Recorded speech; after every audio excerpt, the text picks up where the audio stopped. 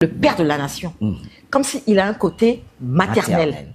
Donc on a et le père et la mère, et il fait les deux. Et il n'est pas dans un complexe de supériorité ou de match-jeu. Dolo Guélé, les autres, c'est je sais bien m'habiller, je suis bien manicuré, bien coiffé, pédicuré, haute. En temps de guerre, on n'en a pas besoin, monsieur Bachir. On veut l'homme de la situation, celui qui peut tenir ce pays, le conduire à bon port. Donc, leurs jolis costumes, leur barbe bien rasée, leur coiffure, leur manicure, pédicure, on n'en veut pas.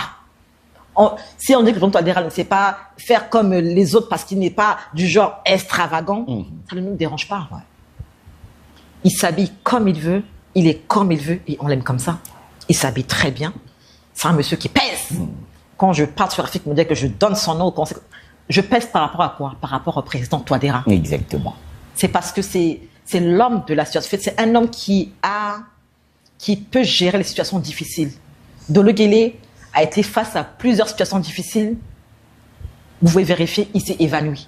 Mais pas en tout cas, c'est physiquement. Hein. C'est pas évanoui dans le sens figuré, non, dans le sens propre. Il n'a pas tenu. Pour Touadéra, il a géré presque toutes les situations. Il a pris un pays qui était dans le gouffre et où des compatriotes à l'étranger ont fait plusieurs meetings devant des institutions européennes pour demander à ce qu'on nous supprime toute aide budgétaire. Et croyez-moi, c'est-à-dire ces grandes institutions, sans vérifier, nous ont tout coupé pendant plusieurs années. Ils ont fermé tout le robinet. Le président s'est battu. Et c'est que maintenant, il y a 2-3 ans, commence à nous remettre un peu ces miettes-là. Désolé de le dire, mais après la levée de l'embargo sur c'est que maintenant, parce qu'il a dû se battre pour que l'embargo sur les armes soit levé. Je crois que c'est en juillet 2024. Et en novembre 2024, l'embargo sur le diamant. Vous voyez, 2 grands efforts de sa part. C'est là qu'on a su que on a en face de nous un homme qui sait parler, qui sait dialoguer. Et maintenant, c'est maintenant 10 ans après que d'autres commencent à revenir pour dire, ah, maintenant on comprend que c'est l'homme de la situation. Donc, plusieurs jeunes font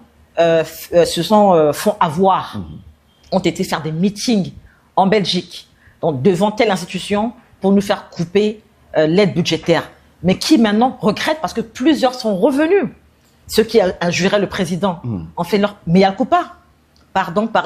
Mais comme il a le cœur d'une mère, il a le cœur de Dieu, il a plusieurs mamelles à leur donner, il leur dit, venez, je vous pardonne, venez téter, venez. Et ils sont presque tous revenus. Ceux qui ne le sont pas, ils le sont certainement pour la bonne cause. Hein, parce que même le diable a été créé pour une cause. Hein, voilà, pas dire que pour aller en enfer. Donc que les jeunes ne soient pas trompés, ne soient pas dupés par ceux qui se disent riches, bien habillés, bien coiffés, bien sapés. On n'en veut pas. Nous ne sommes pas là pour faire un concours de beauté. Je tiens un ministère qui couronne, qui parraine le concours de Miss Centrafrique, mais je ne suis pas venu pour faire un concours de Miss non plus. Je suis venu pour tenir un ministère, pour le relever. Et depuis 2 ans, c'est ce que je fais. Et le président fait beaucoup plus que nous tous. Et nous devons continuer à le soutenir. Hein, et non dire que nous sommes derrière vous. Non, nous sommes à ses côtés et avec lui. Et les actes suivent. Merci en tout cas.